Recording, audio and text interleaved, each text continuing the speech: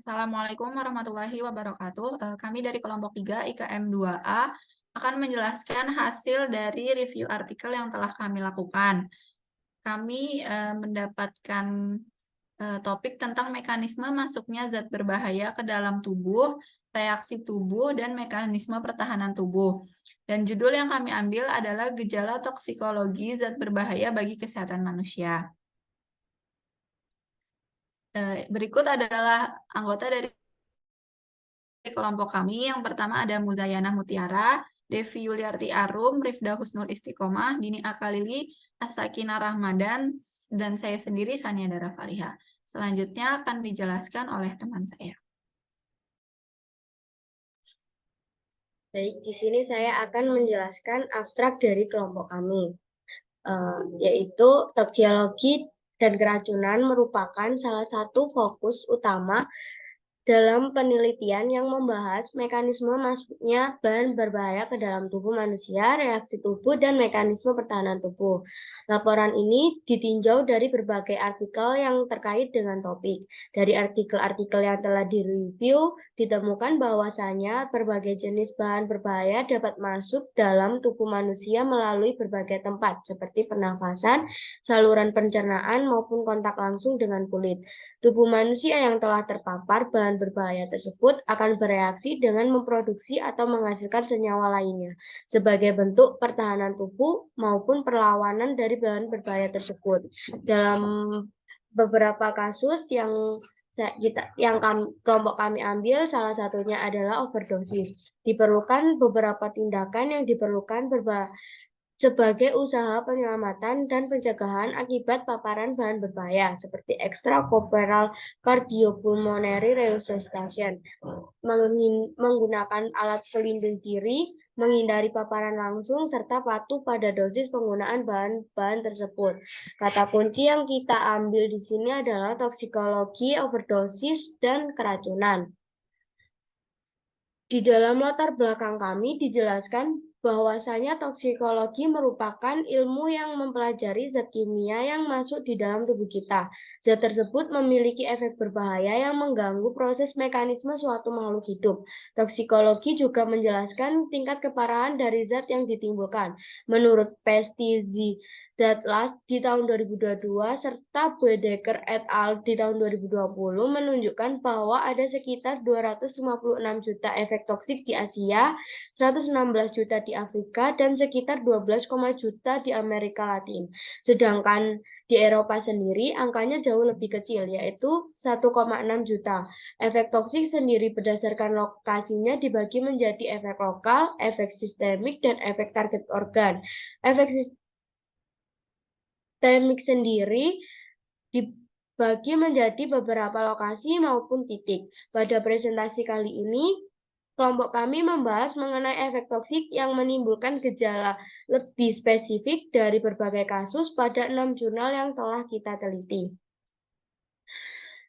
Problem statement atau perumusan masalah dari penelitian ini dibuat berdasarkan latar belakang yang dibuat oleh penulis.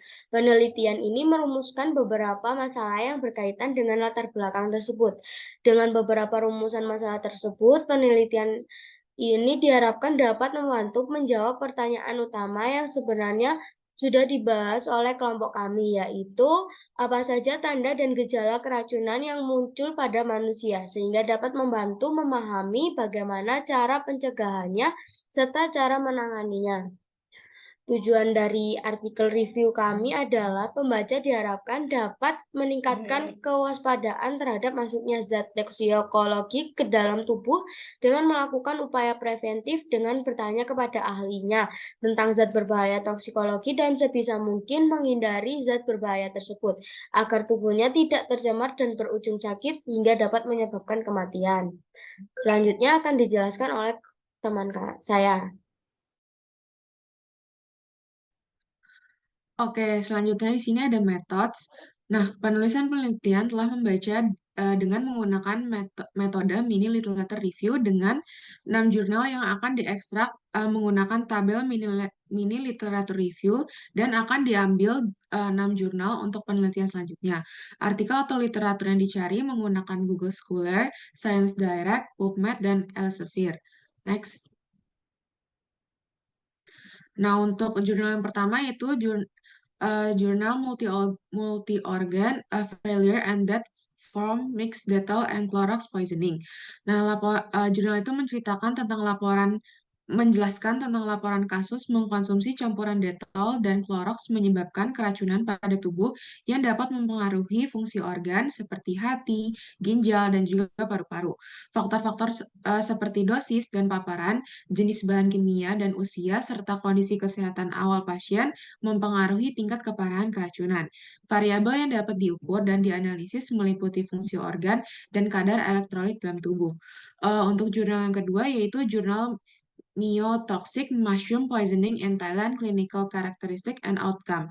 Jurnal ini menjelaskan bahwa keracunan jamur liar menyebabkan ciri klinis tertentu seperti kelumpuhan otot atau myotoksisitas dengan faktor jenis jamur yang dikonsumsi, umur, dan kesehatan pasien. Selain itu, variabel seperti fitur laboratorium klinis, pengobatan, dan waktu pemulihan juga dapat diukur dan dianalisis. Nah, jurnal ketiga yaitu jurnal perubahan struktural otak pada pasien keracunan metil merkuri kronis di Minamata. Nah, jurnal ini menjelaskan bahwa keracunan metil merkuri dapat menyebabkan perubahan struktural di otak yang dapat mempengaruhi fungsi otak dan kesehatan pasien. Paparan kronis metil merkuri menyebabkan perubahan volume otak dan kepadatan materi putih serta mempengaruhi fungsi kognitif pasien. Next. Untuk jurnal keempat yaitu berjudul Journal of Extracorporeal Cardiopulmonary Resuscitation in Poisoning. Sebuah artikel tinjauan pelingkupan menyatakan bahwa ECPR atau teknik yang dapat digunakan sebagai tindakan darurat pada pasien keracunan yang mengalami serangan jantung. Keberhasilan ECPR pada pasien keracunan dipengaruhi oleh jenis racun yang terkandung dalam tubuh pasien, lama pemaparan racun, dan faktor lainnya seperti usia dan waktu pemberian ECPR. Untuk jurnal yang kelima atau berjudul Jurnal Eponymous Science in Toxicology and Poisoning pada awal ke-19 dan awal ke-20 menjelaskan bahwa ilmu toksikologi yaitu adalah tanda-tanda keracunan seperti tanda-tanda arsenik, sianida, dan timbal yang dinamai menurut nama seseorang atau tempat. Yang terakhir itu di jurnal Mercury and its Effect on Human Health, Review of Literature. Jurnal ini menjelaskan bahwa paparan merkuri mempengaruhi berbagai sistem dalam tubuh, seperti sistem saraf, kesehatan reproduksi, dan sistem kardiovaskular. Faktor-faktor seperti dosis paparan, durasi paparan, dan bentuk kimia merkuri juga akan mempengaruhi dampak paparan pada individu yang terpapar. Next. Oke, baik. Selanjutnya adalah bagaimana caranya kita menemukan artikel dalam jurnal. Jadi cara yang pertama di sini adalah menentukan topik dan membuat topik yang akan dipelajari. Nah, jadi langkah pertamanya adalah menentukan topik. Nah, dari kelompok kita sendiri ini sudah kedapatan topik mekanisme masuknya bahan berbahaya ke dalam tubuh, reaksi tubuh, dan mekanisme pertahanan tubuh. Dan kelompok kami memilih fokus pada topik toksikologi dan juga keracunan. Kemudian yang kedua adalah membuat pertanyaan sebagai sumber kata kunci. Nah, setelah menentukan topik, langkah berikutnya adalah untuk merumuskan pertanyaan yang berkaitan dengan topik tersebut. Pertanyaan ini akan menjadi sumber kata kunci yang akan digunakan dalam pencarian artikel. Nah, kelompok kami sendiri memilih pertanyaan apa saja tanda dan gejala keracunan yang sering muncul pada manusia. Mengapa kami memilih pertanyaan itu? Karena pertanyaan tersebut lebih general dan lebih mencakup seluruh artikel yang kami ambil. Kemudian yang ketiga, menemukan kata kunci dari pertanyaan untuk pencarian jurnal. Nah, selanjutnya adalah mengidentifikasi kata kunci dari pertanyaan yang sudah kita buat. Nah, dalam kasus kelompok kami sendiri, kata kuncinya yang kita ambil ada 3, yakni toksikologi, keracunan, dan juga overdosis. Kemudian yang keempat, mulai mencari jurnal dari kata kunci yang telah ditentukan.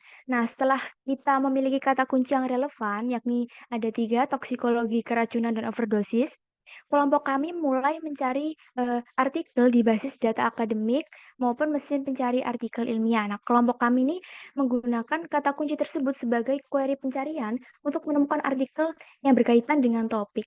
Nah, kelompok kami sendiri ini menggunakan Google Scholar, PubMed, Science Direct, dan juga Elsevier. Mungkin bisa di next. Nah, selanjutnya adalah langkah-langkah untuk mereview jurnal. Yang pertama ini adalah untuk mencari 6 jurnal internasional dan mengekstraksi serta mereview.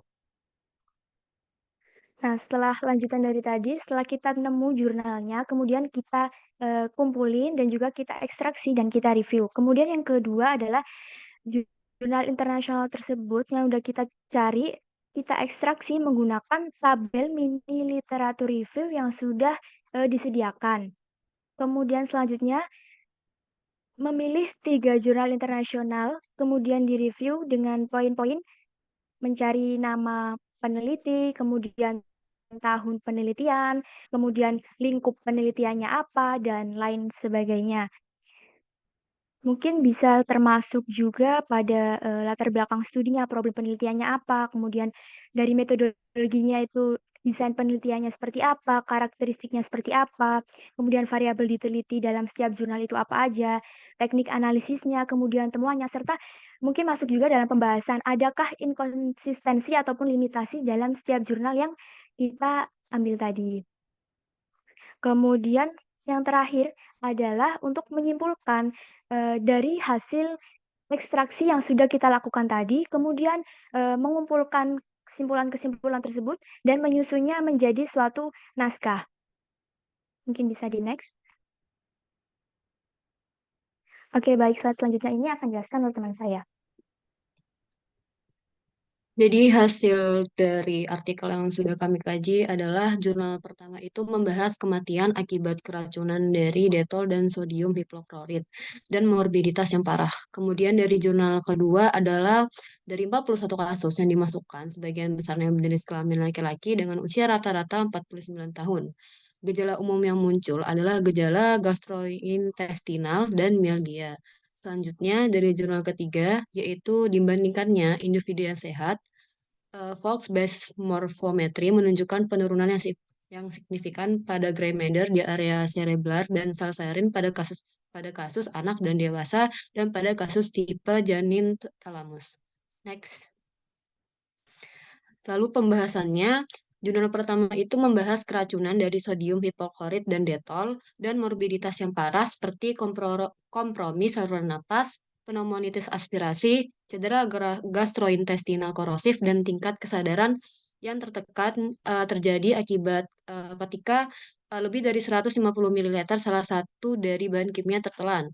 Kemudian dari jurnal kedua, yaitu dari 41 kasus yang dimasukkan, sebagian besarnya berjenis kelamin laki-laki dengan usia rata-rata 49 tahun, ditemukan gejala yang umum yaitu gejala gastrointestinal dan mialgia.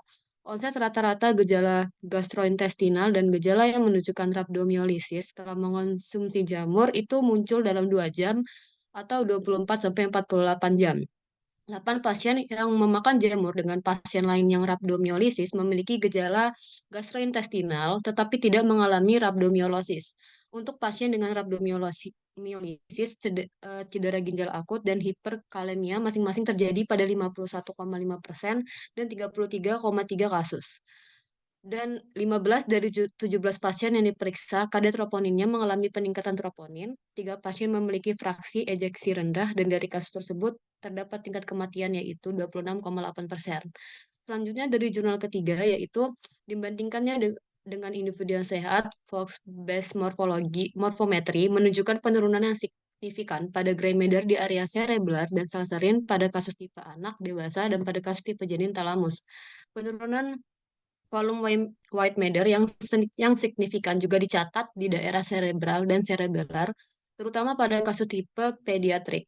Pasien dengan keracunan metil merkuri kronis mengalami perbedaan struktural pada gray matter dan salsarin, cerebrum, dan talamus pada white matter cerebrum dan cerebrum. Perubahan ini dapat muncul tergantung pada waktu pemaparan metil merkuri. Jurnal keempat membahas ACPR dapat digunakan untuk mendukung pasien mempertahankan berfungsi organ vital karena ACPR memberikan lebih banyak waktu untuk pembersihan obat sehingga ACPR dapat dilakukan sebagai terapi penyelamatan potensial untuk serangan jantung refraktor akibat keracunan. Jurnal kelima membahas akibat dari berbagai zat toksikologi sesuai dengan agennya masing-masing dari 3 polieponim, dan jurnal keenam membahas bahwa merkuri membawa resiko kesehatan yang serius bagi tubuh. Umumnya, paparan merkuri dalam jumlah kecil dapat menyebabkan masalah kesehatan serius. Paparan merkuri menyebabkan mekanisme epigenetik, perubahan metilasi DNA, efek kesehatan yang merugikan seperti sistem saraf, sistem kardiovaskular, sistem endokrin, dan sistem kekebalan tubuh, autism spectrum disorder, dan kanker, gangguan dan perkembangan reproduksi, gen, penurunan status antioksidan, dan peroksidasi lipid. Keterkaitan dari jurnal satu sama lain adalah zat bahaya toksikologi dapat menyebabkan komplikasi pada organ tubuh. Jurnal pertama dan kedua sama-sama menyebutkan cedera gastrointestinal. Jurnal pertama, ketiga, dan keempat menyebutkan komplikasi terjadi berdasarkan ukuran, yaitu banyaknya zat atau lamanya waktu pemaparan. Jurnal ketiga dan keenam menyatakan bahwa agen toksikologi yang terkait dapat menyebabkan komplikasi pada otak. Next. Kesimpulannya, toksikologi merupakan bidang ilmu yang sifatnya penting serta memerlukan riset secara berkelanjutan dan berkesinambungan untuk dapat memperoleh pemahaman dan penanganan kasus yang terkait. Dalam berbagai kasus keracunan yang terjadi, digunakan pula berbagai macam metode penelitian yang beragam guna mengobservasi kasus-kasus keracunan serta mengumpulkan informasi tentang mekanisme masuknya racun, reaksi dari tubuh hingga proses pertahanan pada tubuh manusia. Beberapa metode penelitian seperti penelitian kualitatif, kuantitatif, scoping review, dan review kasus tunggal dapat digunakan dalam observasi kasus keracunan. Temuan yang baik dan struktur dapat diperoleh dengan memilih metode penelitian yang tepat. Artikel-artikel yang dibahas mengemukakan bahwasannya kasus keracunan dapat terjadi dalam berbagai macam cara, seperti melalui paparan bahan kimia, jamur beracun, atau bahkan makanan yang terkontaminasi. Efek yang ditimbulkan keracunan pada tubuh manusia juga bermacam-macam, seperti terjadinya kerusakan organ, disfungsional saraf, adanya perubahan struktural pada otak, hingga menyebabkan kematian. Dalam kepaduannya, penelitian mengenai toksikologi, terutama keracunan pada tubuh manusia, penting untuk melindungi kesehatan manusia, bahkan lingkungan. Riset-riset tentang toksikologi ini juga berbagai metode penelitian yang digunakan dalam menginvestigasi dan mengobservasi kasus keracunan dapat memberikan informasi penting mengenai bagaimana mekanisme masuknya racun hingga efek racun terhadap tubuh manusia. Peningkatan pemahaman yang baik terhadap topik ini diharapkan dapat terus meningkat seiring peningkatan pencegahan serta majunya penanganan kasus keracunan di masa depan. Untuk sarannya sendiri, dari artikel yang kami review, masih banyak permasalahan yang belum terjawab dengan data yang masih kurang komplit atau kurang lengkap. Jadi untuk kedepannya diperlukan riset atau penelitian kembali, khususnya buat topik toksikologi, dampaknya terhadap kesehatan manusia. Lanjut. Berikut daftar pustaka yang kami gunakan. Next. Untuk selanjutnya kami kembalikan pada Sania.